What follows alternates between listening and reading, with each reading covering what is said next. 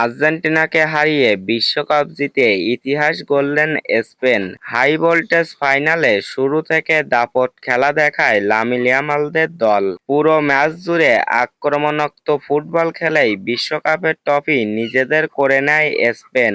ম্যাচের শুরু থেকেই একের পর এক আক্রমণে আর্জেন্টিনার রক্ষণভাগকে চাপে ফেলে দেয় স্পেন।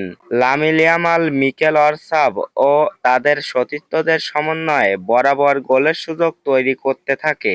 অন্যদিকে মেসির আর্জেন্টিনা তেমনভাবে নিজেদের ছন্দে ফেরাতে পারেনি। তবে আর্জেন্টিনাকে অনেকক্ষণ ম্যাচে টিকিয়ে রাখেন গোলরক্ষক এমিলিও মার্টিনেজ।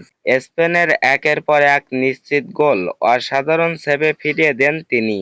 তার দুর্দান্ত গোলকিপিং না থাকলে ব্যবধান আরও বড় হতে পারত। কিন্তু শেষ মুহূর্তে আর রক্ষা হয়নি। স্পেনের টানা আক্রমণের সামনে অবশেষে ভেঙে পড়ে আর্জেন্টিনার রক্ষণ। নির্ধারক সেই গোলেই ১-০ ব্যবধানে এগিয়ে যায় স্পেন।